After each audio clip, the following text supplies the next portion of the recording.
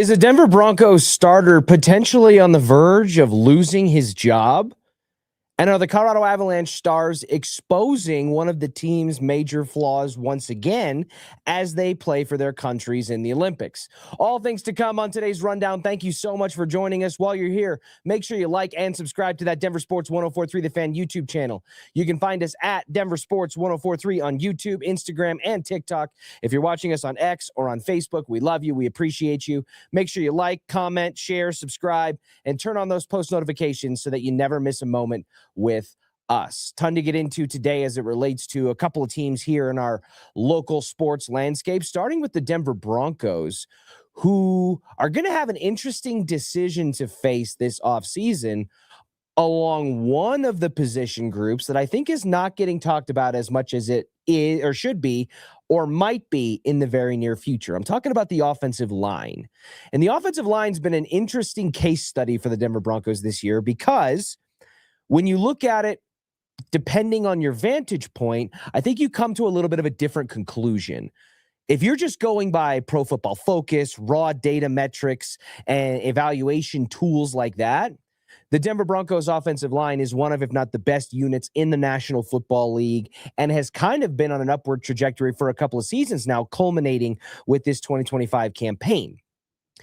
However, if you're going by the eye test, and you look at the fact that the Broncos, especially post J.K. Dobbins, but even at times with J.K., struggle to run the ball consistently, and that the offense as a whole was pretty stagnant for halves and sometimes three quarters of a football game before finding some late game heroics and some fourth quarter clutch performances, you start to wonder yourself, hey, is this offensive line a little bit overrated? That's been the tune that Mark Schlereth has sung throughout the majority of the season. And as a three-time Super Bowl champion along the offensive line, I think he's as qualified to speak on that subject as anybody.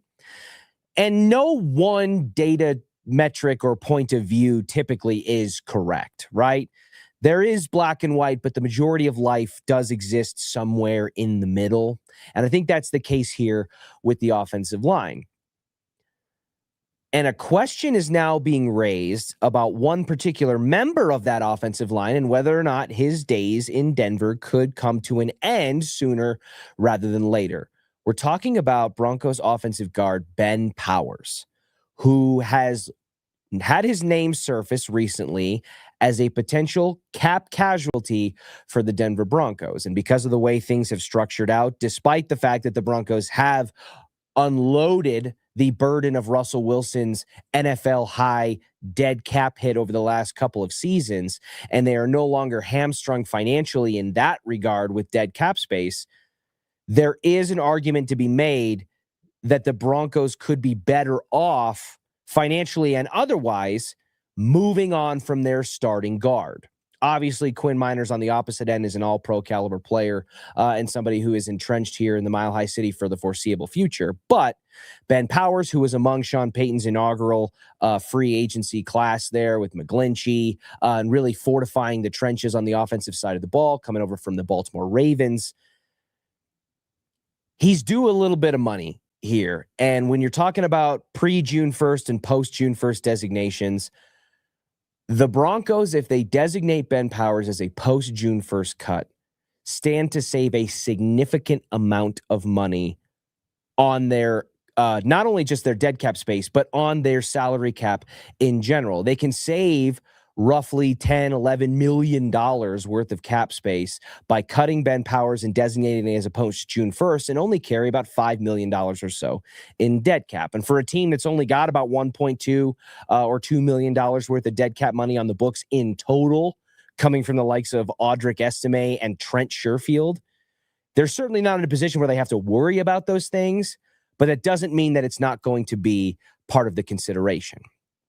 So when you're looking at Ben Powers and his potential future here with the Denver Broncos, whether he should be kept as the starter entrenched in one of the offensive lines that's had significant continuity over the last handful of seasons or cut, there's really two schools of thought. One, you can keep him. Because of the reason I just mentioned there, the Broncos have had continuity along their offensive line as much as any team in the NFL. And Bo Nix, who's going to be entering his year 3 season in the NFL and is coming off of a significant leap in his sophomore season, a sophomore jump rather than a sophomore slump, where he took down Josh Allen and the Buffalo Bills in the divisional round, and if it wasn't for a broken ankle suffered in the overtime period of that game, would have played in an AFC championship and potentially in a Super Bowl. And the offensive line, in a lot of ways, is a quarterback's best friend. Quarterbacks have a lot of friends when they're young and developing in the NFL, but certainly a blindside protector and a group of men up front that can keep him clean the way that the Broncos did, especially in the pass game when you're talking about sacks given up, is among the higher end of the friends list for a guy like Bo Nix. It's keep him or cut him with Ben Powers, and I think there are two different real ways to think about it. Keeping him is obvious because of the continuity there, because of the fact that he's entrenched in that offensive line and there's chemistry and connectivity that has led them to be successful at keeping Bo Nix off the ground. But on the other hand, cutting him has plenty of benefits as well. If you designate him as a post-June 1st cut, as I mentioned, you stand to save a significant amount of money against your salary cap while only carrying about $5 million or so in dead cap space. There's also the Alex Palczewski factor. And the Broncos experienced a significant stretch of games, basically half a season in 2025, without the services of Ben Powers, where Alex Palczewski performed admirably in that role, going from your swing tackle utility offensive lineman in a backup capacity to a starting interior offensive lineman. If you were asking me, while I understand the rationale and the logic when you're talking about being able to save money and spend it in other areas, you don't have the Russell Wilson dead cap burden to worry about anymore, and you have a capable backup who's going to be a restricted free agent coming up here soon and would be significantly cheaper without a presumable big drop-off in performance, I actually value having an Alex Palczewski exactly where he is. And I think you could still pay him an increase in salary, sign him to a larger deal that he has earned, and keep him in that role, I would hope, without having to sacrifice critical, crucial depth along the offensive line. Because if Alex Palczewski becomes your starting guard, and what happened to Ben Powers last season happens to Alex Palczewski this upcoming season, knock on wood, heaven forbid, suddenly you don't have the security blanket that you had with Palcho in the role that he is in. And I don't think it would be an insurmountable amount of money unless he is adamant and hell-bent on going somewhere else to be a starter, which, again, for a team that was just in the AFC Championship, doesn't feel like a lot of teams or players would be willing to jump ship in that situation. I like having the security for a team that has its eyes set on a Super Bowl, and it is a very tangible goal for the Broncos in year 3 with Bo Nix. I don't want to risk depth at such an important area along the offense in order to save a few bucks and or promote a undrafted free agent who has significantly outperformed his contract into a starting role if I don't have to.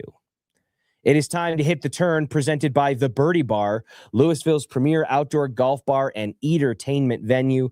With their heated patio and miniature golf setup, they have the perfect cure for your winter blues.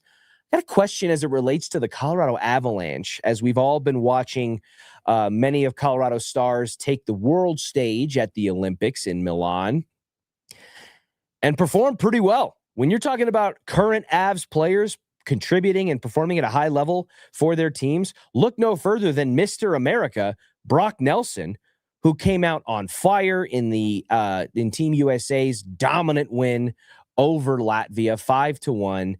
And Brock Nelson contributed 2 of those goals at even strength and would have had a third if not for goaltender interference, along with an assist that was taken off the board during the course of that game.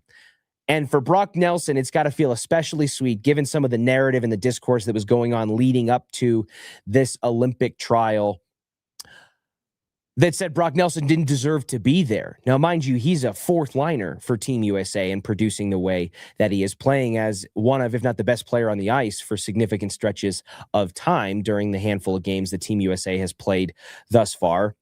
But the narrative going into Olympic play was that he didn't deserve to be there. He was going to have to be gasping and wheezing up and down the ice for Team USA because of certain players like Robertson and others who were left off.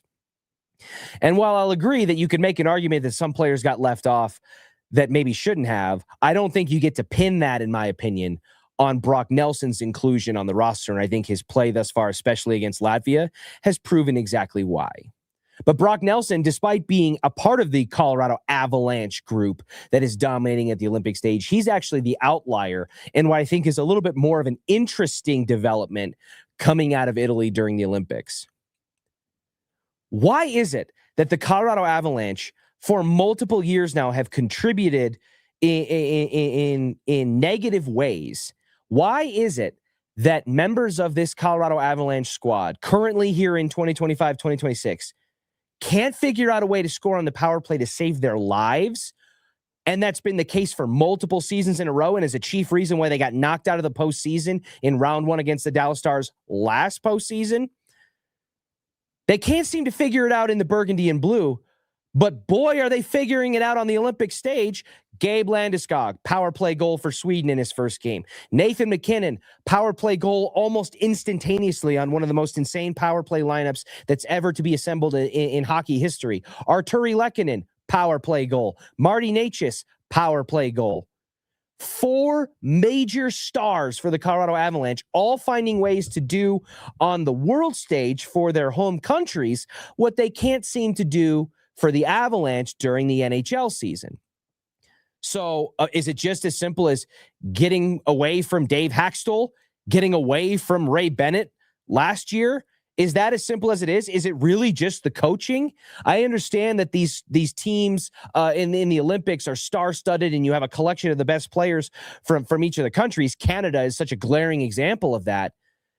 But man, these guys are figuring it out. They're still drawing up schemes. They're drawing up plays. And yes, the talent level is better. But man, in a span of 2 or 3 games, to have 4 members of the Avalanche scoring on a man advantage situation when they struggle so mightily at times to do it, and the Avalanche's power play looks so lifeless throughout the course of an NHL season, despite how crucial it appears it's going to be to see the Burgundy and Blue reach the Stanley Cup final once again and bring home Lord Stanley if they can for a 4th time in franchise history. It's interesting to me that it's come out in such full force the way that it has. And it does kind of add to this puzzling mystery as to why Colorado just can't seem to figure it out for going on a couple of seasons now. It is Friday, which means it's time to wrap up our poll question of the week. This week's was centered around the Super Bowl result that we got on Sunday. If Bo Nix hadn't hurt his ankle, would the Denver Broncos be Super Bowl champions right now? Hundreds of votes came in, and over 75% of them said yes, absolutely. And you know what? I got to be honest with you. I don't really disagree. Would they or wouldn't they win the Broncos if Bo Nix had been healthy? I think they absolutely, positively, beyond a shadow of a doubt, put the mortgage on it, would have beaten the New England Patriots in the AFC Championship game, because frankly, they should have beat them with Jared Stidham in a snowstorm that basically neutralized them offensively for more than a half of football. So I think if Bo Nix is not hurt and he's able to utilize his legs the way he did against the Buffalo Bills, the way he did on the tail end of the regular season to help keep this Broncos offense humming, an offense, by the way, that just put up 33 points in an overtime victory, shootout style against one of the most dynamic quarterbacks in the NFL and athletic phenoms in Josh Allen with the Buffalo Bills. If they were able to handle that, they sure as hell were going to be able to handle the New England Patriots. And then if it came to a roll the dice, all or nothing scenario against the Seattle Seahawks, as well as Kenneth Walker ran, as much as Sam Darnold did what he had to do, which was not put the team in harm's way and not lose them the game with his arm or costly turnovers the way that Drake May did, I still think I would have given the Broncos as much of a puncher's chance as any. I think Nick Bonito and Jonathan Cooper and Zach Allen and John Franklin Myers and that front for the Denver Broncos would have made Sam Darnold's life a lot more miserable than the New England Patriots did, despite how good their interior defensive line is. And I think everything we saw from Christian Gonzalez and that secondary for New England, we absolutely would have seen from Patrick Surtain, and a secondary that has 3 all-pro players currently on it. Not to mention, you would have got a healthy J.K. Dobbins back as well. And how effective would he have been? Wouldn't he have been again in his first action back since like week 10 of the NFL season against the Raiders? We're playing hypotheticals here. It would have remained to be seen. But I think the Broncos absolutely could have kept it, certainly kept it more competitive, and maybe, just maybe, have been Super Bowl champions, hoisting their next Lombardi trophy. But we don't live in a hypothetical world. We live in the real one. That is not how it broke out. And because of that, we here in the Mile High City and in Broncos country are left with a sour taste in our mouths and a lot of eyeballs headed forward toward the 2026 season and everything that it may hold. Thank you all so much for joining us on this Friday afternoon. Enjoy a long weekend. We will be back with you soon for the next rundown. I do what I love what I do. Second nature to put in the work.